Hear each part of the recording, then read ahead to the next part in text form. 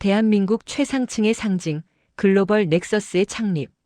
30주년 기념식이 열리는 서울 시내 한복판의 초호화 호텔 연회장. 수조 원의 가치를 지닌 신약 개발 성공을 축하하기 위해 전 세계 정재계 인사들이 모였습니다. 단상 위 백발의 거물 강중만 회장이 승리자의 미소를 지으며 마이크 앞에 섭니다. 오늘 우리는 암이라는 인류의 숙적을 정복했습니다. 이 기술은 오로지 저희 글로벌 넥서스의 땀과 눈물로 만들어진 결실입니다. 그의 말이 끝남과 동시에 우레와 같은 박수가 터져 나옵니다.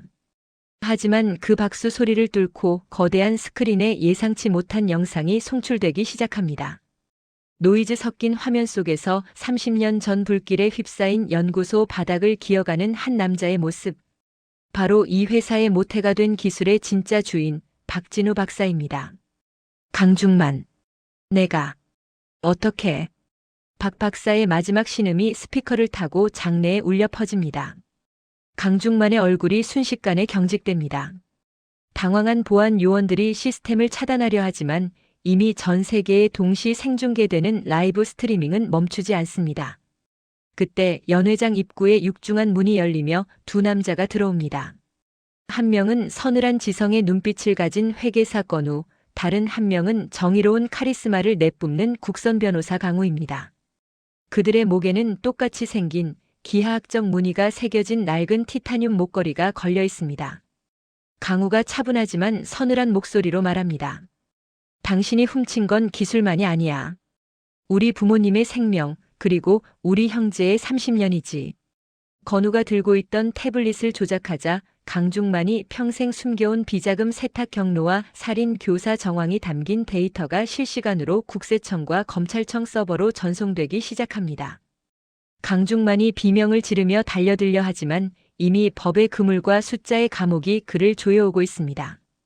대체 너희들 정체가 뭐야? 강중만의 절규의 형제는 무표정하게 대답합니다. 우린 30년 전 당신이 죽였다고 믿었던 진실 그 자체다. 시간은 30년을 거슬러 올라가 1996년. 경기도의 한적한 숲속에 위치한 미래생명과학연구소. 그곳엔 천재공학자 박진우 박사와 그의 아내가 쌍둥이 형제 건우, 강우와 함께 살고 있었습니다. 박 박사는 당시 암세포만을 골라 파괴하고 손상된 장기를 복구하는 혁명적인 리버스 기술의 완성을 눈앞에 두고 있었죠. 건우와 강우는 4살의 나이에도 남달랐습니다. 건우는 아버지가 보는 두꺼운 원서의 수식들을 그림처럼 외워버렸고 강우는 연구원들의 표정만 보고도 그날의 컨디션을 맞추는 공감 능력을 보였습니다. 아빠, 저기 목걸이에 들어있는 빛은 뭐야? 어린 건우가 박 박사의 목에 걸린 티타늄 펜던트를 가리키며 묻습니다. 박 박사는 다정하게 웃으며 대답했죠. 이건 우리 가족의 수호신이자 나중에 너희가 세상을 밝힐 등불이란다. 건우랑 강우가 하나씩 나눠 가질 보물이지. 하지만 그 행복은 독사 같은 탐욕에 의해 산산조각이 납니다. 기술을 탐내던 투자자 강중만은 비밀리에 킬러들을 고용합니다. 폭풍우가 몰아치던 밤 연구소는 의문의 폭발과 함께 화염에 휩싸입니다. 어서 아이들을 데리고 나가. 박 박사는 아내의 손에 아이들을 맡기고 자신은 데이터 서버를 파괴하려 달려갔습니다. 하지만 강중만이 보낸 괴한들의 칼날이 먼저 그를 덮쳤습니다. 박진우 기술만 넘겼으면 이런 일은 없었을 텐데. 내가 자초한 거야. 강중만은 박 박사의 가슴을 찌르고 연구 성과가 담긴 메인 하드를 탈취했습니다. 그리고 증거를 인멸하기 위해 건물 전체에 휘발유를 뿌렸습니다. 아내는 아이들을 품에 안고 뒷문으로 도망치다 추격해온 차량에 치여 쓰러지고 맙니다. 죽어가는 의식 속에서 아내는 울부짖는 아이들의 목에 박 박사가 건네주었던 목걸이를 각각 걸어주었습니다. 살아야 해. 너희는 꼭 살아야 한다. 그것이 아이들이 기억하는 부모님의 마지막 온기였습니다. 불길이 치솟는 아수라장에서 두 아이의 운명은 엇갈립니다. 박 박사에게 목숨과도 같은 은혜를 입었던 연구소 직원 김 실장은 불타는 건물 속에서 울고 있는 첫째 건우를 발견합니다. 그는 강중만의 부하들이 아이를 죽이려 하는 것을 목격하고 목숨을 걸고 건우를 품에 안은 채 절벽 아래 강물로 뛰어듭니다. 한편 둘째 강우는 폭발의 충격으로 튕겨나가 근처 하천변 수풀 속에 떨어졌습니다. 빗물에 젖어 파르르 떨고 있는 강우를 발견한 것은 공교롭게도 그 시각 현장에 있었습니다. 당시 서부지검의 강직한 검사였던 이정호. 그는 강중만과 권력층의 유착 비리를 수사하다가 상부의 압박으로 좌천 위기에 처해 있었습니다. 마지막 현장 조사를 위해 근처를 지나던 그는 아이의 울음소리를 듣고 차를 멈췄습니다. 이런 곳에 아이가? 이정호 검사는 아이를 안아들었습니다. 아이의 목에는 낡은 티타늄 목걸이가 걸려 있었고 그 안에는 아주 작은 마이크로칩이 박혀 있었습니다. 그는 직감했습니다. 이 아이가 오늘 밤 발생한 미래 생명과학 폭발 사고의 생존자라는 것을. 또한 이 아이를 경찰에 인계하는 순간 강중만의 손에 죽게 될 것이라는 사실을요. 그는 결단을 내렸습니다. 서류상 강우를 자신의 친자로 입적시키고 본인의 성을 따 이강우라 이름 지었습니다. 그는 아이를 지키기 위해 검찰 내부의 모든 정보망을 차단하고 가장 청렴하고 검소한 국선 변호사의 길을 걷게 될 양아버지로서의 삶을 준비합니다. 반면 김 실장과 함께 살아남은 건우는 박건우라는 이름을 숨긴 채 김철수로 살아갑니다. 김 실장은 건우의 천재성을 숨기기 위해 일부러 학교에도 보내지 않고 전국의 공사판과 시장통을 전전했습니다. 형제는 서로의 존재를 모른 채 각자의 목에 걸린 그 차가운 마이크로칩 목걸이만을 만지며 어둠 속에서 자라나기 시작했습니다. 그 칩 안에는 강중만이 그토록 찾아 헤맸지만 결코 얻지 못했던 신약 리버스의 핵심 연산 알고리즘이 들어있다는 사실을 모른 채 말이죠. 건우의 청춘은 굶주림과 도망이었습니다. 김 실장은 강중만의 추적을 피하느라 한 곳에 3개월 이상 머물지 못했습니다. 건우는 낡은 트럭 뒷좌석에서 촛불을 켜고 버려진 수학 정석 책을 풀었습니다. 돈이 없어 연필을 아껴 쓰느라 모든 계산을 머릿속으로만 하는 습관이 생겼고 덕분에 수천 자릿수의 복잡한 숫자도 단 1초 만에 연산하는 귀신 같은 수리 능력을 갖추게 되었습니다. 어느 날 김 실장이 공사판에서 사고로 크게 다쳐 수술비가 필요했을 때 16살의 건우는 불법 도박장에서 숫자를 계산해 돈을 벌어오려다 죽도록 얻어맞기도 했습니다. 아저씨, 나 때문에 고생하지 마요. 그냥 놔버리지. 건우의 말에 김 실장은 피멍이 든 손으로 건우의 손을 꼭 잡았습니다. 내가 우리 박사님의 마지막 희망이야. 넌 반드시 살아서 그놈들의 목을 죄어야 해. 같은 시각 강우는 양아버지 이정호 밑에서 바른 인간으로 자랐습니다. 이정호는 비록 가난했지만 강우에게 세상의 이치를 가르쳤습니다. 강우는 아버지의 낡은 법전들을 읽으며 법이 어떻게 약자를 보호하는지 그리고 어떻게 악용되는지를 공부했습니다. 그는 사람의 미세한 동공 떨림과 근육의 움직임만으로 거짓말을 간파하는 인문학적 천재성을 드러냈습니다. 하지만 고등학교 시절 강중만의 아들이 학교 폭력을 휘두르는 것을 막으려다 오히려 가해자로 몰려 퇴학 위기에 처합니다. 이정호는 무릎을 꿇고 빌라는 학교 측의 요구를 거절했습니다. 강우야, 정의는 때로 외롭단다. 하지만 꺾여서는 안 돼. 그날 이후 강우는 법전뿐만 아니라 인간의 심리, 철학 그리고 권력의 생리를 미친 듯이 파고들었습니다. 서로 다른 환경 하지만 같은 고통 속에서 두 형제는 각자의 칼을 갈았습니다. 건우는 세상을 지배하는 숫자의 허점을 파고드는 회계사가 되기로, 강우는 법의 이름으로 악을 심판하는 변호사가 되기로 결심합니다.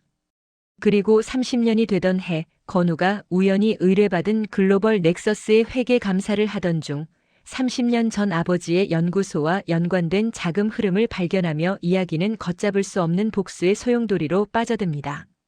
여러분, 이제 판은 짜졌습니다. 한 명은 강중만의 돈줄을 끊기 위해, 한 명은 강중만의 법적 방패를 뚫기 위해 움직입니다. 서로의 존재를 확인한 두 형제가 보여줄 천재적 복수 설계는 무엇일까요? 30살의 건우는 김철수라는 가명 뒤에 숨어 살며 그림자 회계사로 이름을 떨치고 있었습니다. 그는 세상의 모든 현상을 숫자로 치환해 이해했습니다. 그에게 인간의 감정은 변수였고 역사는 통계였습니다. 하지만 그가 절대 풀지 못한 단 하나의 수식이 있었으니 바로 30년 전 자신의 가족을 몰살시킨 검은 손의 정체였습니다. 어느 날 건우는 글로벌 넥서스의 유령 자회사인 GN 바이오의 분식회계 의뢰를 받게 됩니다. 수만 장의 장부를 훑어 내려가던 그의 눈이 멈췄습니다. 30년 전 사라진 미래생명과학의 특허권 매입 비용이 영원으로 처리되어 있었고 그 자금이 정체불명의 해외 계좌로 흘러들어간 흔적을 발견한 것입니다. 이 숫자는 거짓말을 하고 있어. 이건 누군가 죽어야만 나올 수 있는 숫자야. 같은 시각 국선 변호사 강우는 양아버지 이정호 검사가 남긴 낡은 사건 파일을 뒤적이고 있었습니다. 이정호는 평생 강우에게 친부모의 정체를 숨겼지만 그가 병상에 눕게 되자 강우는 아버지가 숨겨둔 비밀 금고를 열었습니다. 그 안에는 1996년 연구소 폭발 사건의 현장 사진들과 미처 제출되지 못한 공소장이 들어 있었습니다.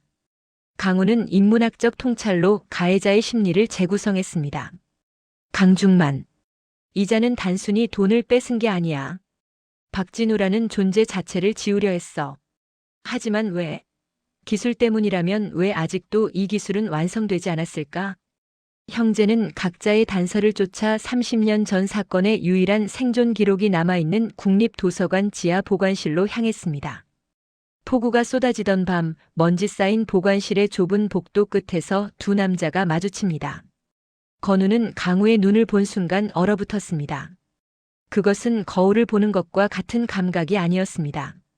자신은 평생 차가운 이성으로 세상을 보았지만 눈앞의 남자는 자신과 똑같은 눈매로 세상을 연민하고 분노하고 있었기 때문입니다. 강우가 먼저 입을 열었습니다. 당신도 96년의 그날을 찾고 있습니까? 건우는 대답 대신 자신의 목에 걸린 티타늄 목걸이를 꺼내 보였습니다. 강우의 눈동자가 격렬하게 흔들렸습니다. 강우 역시 자신의 셔츠 안쪽에서 똑같은 모양의 목걸이를 꺼냈습니다. 두 개의 목걸이가 가까워지자 30년 동안 잠들어 있던 마이크로칩이 미세한 진동과 함께 푸른 빛을 내뿜기 시작했습니다. 두 칩이 자성에 의해 하나로 맞물리는 순간 보관실의 공기는 정지했습니다. 너 살아있었구나. 형이었어? 이성적인 건우의 눈에서 수식 대신 눈물이 흘러내렸고 감성적인 강우는 오히려 차갑게 주먹을 쥐었습니다. 그들은 부둥켜 안고 울기보다 서로의 기억을 맞추기 시작했습니다. 건우는 강중만이 숨긴 자금의 흐름을 종이에 써내려갔고 강우는 강중만이 매수한 권력자들의 명단을 읊었습니다. 재회의 전율이 가시기도 전 두 형제는 본능적으로 깨달았습니다. 자신들이 만났다는 사실이 강중만에게 알려지는 순간 30년 전의 비극은 반복될 것이라는 사실을요. 강중만은 지금 리버스 기술의 완성 단계에서 벽에 부딪혔어. 아버지가 핵심 알고리즘을 우리 목걸이의 반으로 나눠 숨기셨으니까. 건우가 말했습니다. 그럼 우리가 그 벽을 부수어주는 척하면서 그놈을 그 벽 안으로 가둬버리자. 강우가 대답했습니다. 두 형제는 그날 밤 도서관 지하에서 세상에 존재하지 않는 가장 완벽한 복수 시나리오를 설계합니다. 수학적 설계자인 건우는 글로벌 넥서스의 주가를 폭등시킨 뒤 신약 발표의 날 단 1초 만에 휴지 조각으로 만드는 알고리즘 매매 덫을 설치합니다. 강중만이 전 재산을 이 신약에 올인하게 유도하도록 말이죠. 인문학적 설계자인 강우는 강중만의 주변 인물들을 하나씩 심리적으로 고립시킵니다. 그가 가장 믿는 비서와 변호사가 그를 배신하게 만들고 결국 그가 스스로 자신의 죄를 대중 앞에서 고백하도록 유도하는 심리적 붕괴를 설계합니다. 형은 숫자로 그놈의 성벽을 무너뜨려. 나는 문장으로 그놈의 심장을 찌를게. 형제는 서로의 목걸이를 다시 나눠 가졌습니다. 하지만 이제 그것은 단순한 유품이 아니었습니다. 언제든 결합하면 강중만의 제국을 폭파할 수 있는 스위치였습니다.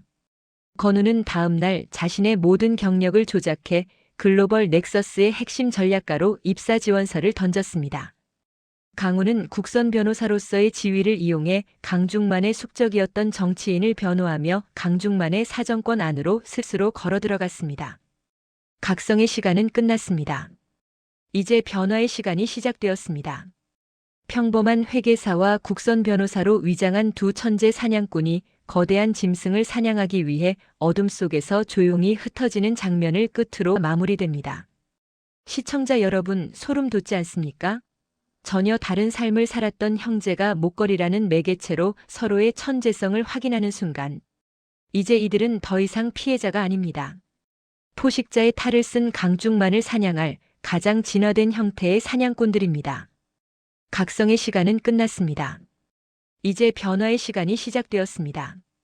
두 형제는 이제 각자의 무기를 들고 강중만의 제국, 글로벌 넥서스로 진입합니다. 형 건우는 숫자의 신이라 불리며 글로벌 넥서스의 전략기획실 특수회계팀장으로 파격 영입됩니다.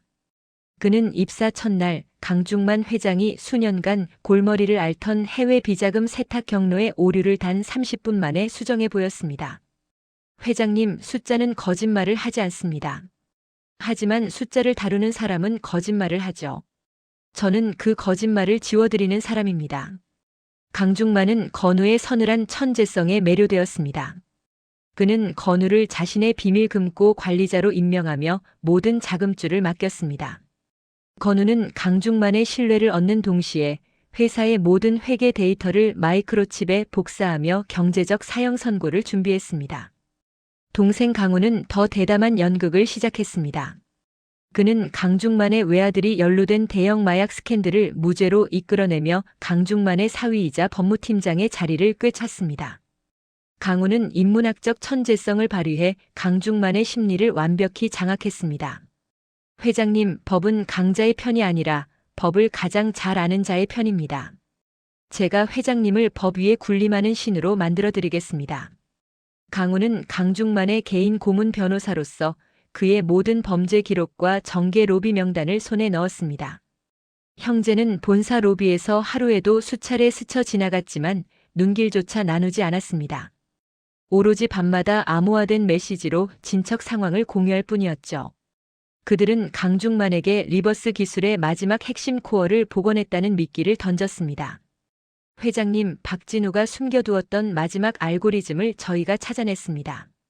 이제 당신은 영생을 파는 유일한 존재가 될 것입니다. 강중만의 탐욕은 광기로 변했고 그는 형제들이 설계한 지옥의 무대로 한 걸음씩 걸어 들어왔습니다. 하지만 복수의 길은 순탄치 않았습니다. 강중만의 보안팀장인 사냥개 최충현은 건우를 키워준 김 실장의 흔적을 발견한 것입니다. 30년 전 죽은 줄 알았던 박 박사의 조력자가 살아있다는 사실에 강중만은 분노했습니다. 김 실장은 납치당했고 차디찬 지하실에서 모진 고문을 당했습니다. 박진우의 자식들이 어디 있어? 그 목걸이는 누가 가지고 있나? 강중만의 사나운 목소리가 지하실을 울렸습니다. 김 실장은 피를 토하면서도 웃었습니다. 내 놈의 종말이 머지않았다. 그 아이들이 너를 지옥으로 끌고 갈 것이다. 이 소식을 들은 건우는 이성을 잃고 강중만의 집무실로 뛰어들려 했습니다. 하지만 그를 막아선 것은 강우였습니다. 형, 지금 가면 우린 다 죽어. 김 실장님이 지켜온 30년이 물거품이 된다고. 강우는 형의 멱살을 잡고 눈물을 흘리며 호소했습니다. 결국 김 실장은 형제에게 짐이 되지 않기 위해 고문 도중 스스로 혀를 깨물고 자결하는 길을 택했습니다. 그는 마지막 순간까지도 품 안의 안주머니에 강중만의 자백이 담긴 소형 녹음기를 사수했습니다.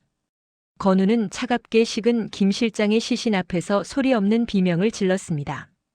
강중만, 내 놈이 인간이기를 포기했다면 나는 기꺼이 악마가 되어 너를 심판하겠다.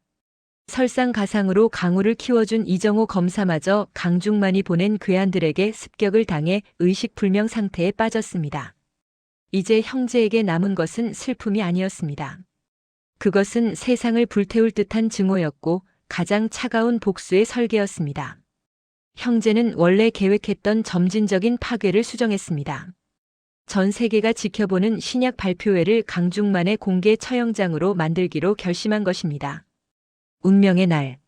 서울 도심의 컨벤션홀에는 전 세계 외신 기자들과 정재계 거물들이 구름처럼 모였습니다. 글로벌 넥서스의 리버스 신기술 발표회. 강중만은 승리자의 미소를 지으며 단상에 올랐습니다.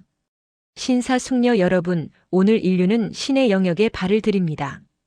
우리 글로벌 넥서스가 완성한 이모탈-X는 암세포를 사멸시키고 생명의 시간을 되돌릴 것입니다.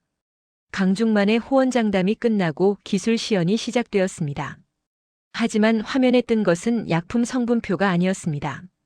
30년 전 불타는 연구소의 CCTV 복원 영상, 그리고 강중만이 박 박사를 살해하고 기술을 탈취하는 장면이 고화질로 복원되어 전 세계에 생중계되었습니다. 이게 뭐야? 당장 꺼. 강중만이 비명을 질렀지만 건우가 설계한 서버 해킹 알고리즘은 멈추지 않았습니다. 이어 강우가 단상으로 걸어 나왔습니다. 강중만 회장님, 당신이 발표하려는 그 약은 신약이 아니라 독약입니다. 당신이 훔친 알고리즘은 부모님이 당신 같은 괴물을 처단하기 위해 심어놓은 자폭 코드였으니까요. 현장은 아수라장이 되었습니다. 그 순간 건우가 태블릿을 누르자 글로벌 넥서스의 주가는 단 1분 만에 하한가를 기록하며 상장 폐지 절차에 돌입했습니다. 강중만이 평생 쌓아올린 수십조 원의 자산이 숫자 0으로 변하는 순간이었습니다. 당신은 이제 돈도 명예도 법적 보호망도 없다. 당신의 변호사인 내가 당신을 사형대로 보낼 증거들을 이미 검찰에 넘겼거든. 강우의 차가운 선고가 울려 퍼졌습니다. 강중만은 단상 위에서 주저앉아 허공을 휘저었습니다. 아니야. 이건 내 거야. 내 기술이라고. 하지만 그를 향해 쏟아지는 것은 찬사가 아닌 수천 개의 카메라 플래시와 경찰의 수갑이었습니다. 형제는 서로를 마주 보았습니다. 30년의 긴 겨울이 끝나고 마침내 부모님의 한을 씻어낸 그들의 눈에는 뜨거운 눈물이 고였습니다. 그러나 복수는 여기서 끝이 아니었습니다. 무대 뒤 어둠 속에서 휠체어를 탄 한 남자가 천천히 모습을 드러내고 있었으니까요. 여러분, 심장이 터질 것 같지 않습니까? 강중만의 제국이 무너지고 돈과 권력이 신기루처럼 사라지는 이 순간. 그런데 여기서 끝이 아닙니다. 무대 뒤에서 나타난 그 의문의 남자. 과연 그는 누구일까요? 죽은 줄 알았던 아버지가 살아있었던 것일까요? 강중만이 수갑을 찬 채 끌려가고 아수라장이 된 발표회장 뒷문에서 한 남자가 휠체어를 타고 천천히 모습을 드러냅니다. 얼굴의 절반이 화상 흉터로 뒤덮여 형체를 알아보기 힘들지만 눈빛만은 형제들의 기억 속 그 따뜻한 아버지를 닮은 남자. 바로 죽은 줄 알았던 박진우 박사였습니다. 건우야. 강우야. 갈라진 목소리가 형제들의 이름을 부릅니다. 건우와 강우는 마치 심장이 멈춘 듯 그 자리에 얼어붙었습니다. 30년 전 불길 속에서 비명을 지르며 사라졌던 아버지가 살아있었습니다. 사실 박 박사는 그날 밤 강중만의 칼에 찔리고 폭발에 휩싸였지만 기적적으로 목숨을 건졌습니다. 하지만 전신 화상과 하반신 마비라는 처절한 대가를 치러야 했죠. 그는 강중만의 추적을 피하기 위해 스스로 죽은 자가 되기를 택했습니다. 얼굴을 고치고 이름을 바꾼 채 그는 지난 30년 동안 단 한순간도 아이들을 잊은 적이 없었습니다. 아버지가 어떻게, 왜 이제야 나타나신 거예요? 강우가 아버지의 무릎 아래 주저앉아 오열하며 묻습니다. 박 박사는 떨리는 손으로 아들의 머리를 쓰다듬었습니다. 너희를 지키기 위해서였다. 내가 살아있다는 게 알려지면 강중만은 반드시 너희를 찾아낼 테니까. 나는 어둠 속에서 너희가 바르게 자라는 걸 지켜보는 것만으로도 충분했단다. 박 박사는 김 실장과 이정호 검사를 통해 아이들의 성장 과정을 묵묵히 지원해왔던 그림자 조력자였습니다. 건우가 수학적 천재성을 발휘할 수 있도록 익명의 후원자가 되어 책을 보내주고 강우가 위기에 처할 때마다 보이지 않는 손으로 길을 열어주었던 것입니다. 그는 아이들이 직접 복수의 완성자가 되기를 기다렸습니다. 스스로의 힘으로 악을 이겨내야만 부모의 비극이 아이들의 미래를 갉아먹지 않을 것이라 믿었기 때문입니다. 이제 됐다. 너희는 너희의 길을 증명했고 저 악마는 제 발로 지옥에 갔다. 이제야 비로소 너희 엄마에게 갈 면목이 서는구나. 세 부자는 30년의 세월을 뛰어넘어 서로를 부둥켜 안았습니다. 발표회장의 화려한 조명보다 더 눈부신 가족의 재회. 지켜보던 기자들과 시민들조차 숙연해진 채 이 기적 같은 광경을 지켜보았습니다. 1년 뒤, 대한민국 경제 지도는 완전히 바뀌었습니다. 글로벌 넥서스는 해체되었지만 그 핵심 기술과 자산은 두 형제가 설립한 진우생명과학재단으로 환원되었습니다. 형 건우는 이제 검은 돈을 쫓는 회계사가 아닙니다. 그는 재단의 이사장으로서 아버지가 꿈꿨던 리버스 기술을 전 세계 가난한 환자들에게 무상으로 보급하는 시스템을 설계했습니다. 그의 천재적인 수학적 사고는 이제 누군가를 파멸시키는 무기가 아니라 한정된 자원을 가장 효율적으로 나누는 나눔의 방정식이 되었습니다. 동생 강우는 국선 변호사로 돌아왔습니다. 하지만 예전처럼 힘없는 변호사가 아닙니다. 그는 재단의 법률 지원팀을 이끌며 제2의 강중만이 나타나지 않도록 법과 제도를 감시하는 정의의 파수꾼이 되었습니다. 두 형제는 매주 주말 양아버지 이정호 검사와 친아버지 박진우 박사가 함께 지내는 시골의 작은 집을 찾습니다. 이정호 검사는 기적적으로 의식을 회복해 박 박사와 바둑을 두며 노년을 보내고 있습니다. 두 명의 아버지와 두 명의 아들. 이 기묘하고도 아름다운 가족은 피보다 진한 것이 진실과 사랑임을 온몸으로 증명하고 있습니다. 강우가 어머니의 비석에 새겨진 문구를 나지막이 읽습니다. 진실은 불꽃 속에 사라지지 않고 사랑은 숫자로 기록될 수 없다. 건우는 자신의 목에 걸려있던 이제는 하나로 합쳐져 재단의 상징이 된 마이크로칩 목걸이를 만지며 하늘을 올려다봅니다. 여러분, 숫자는 결코 인간의 가치를 다 계산할 수 없고 법은 때로 완벽하지 않습니다. 하지만 진실을 향한 멈추지 않는 의지가 있다면 세상 그 어떤 거대한 악도 반드시 무너진다는 것을 우리는 보았습니다. 오늘 이긴 이야기가 여러분의 가슴에 작은 희망의 씨앗이 되었기를 바랍니다. 당신이 겪고 있는 오늘의 고난이 내일의 가장 강력한 무기가 될 수 있음을 잊지 마십시오. 이 드라마틱한 복수와 감동의 여정이 마음에 드셨다면 구독과 좋아요, 알림 설정 부탁드립니다. 여러분의 응원이 더 위대한 이야기를 만드는 힘이 됩니다. 지금까지 스토리헌터였습니다. 시청해주셔서 감사합니다. 여러분의 구독과 좋아요, 알림 설정, 댓글은 큰 힘이 됩니다.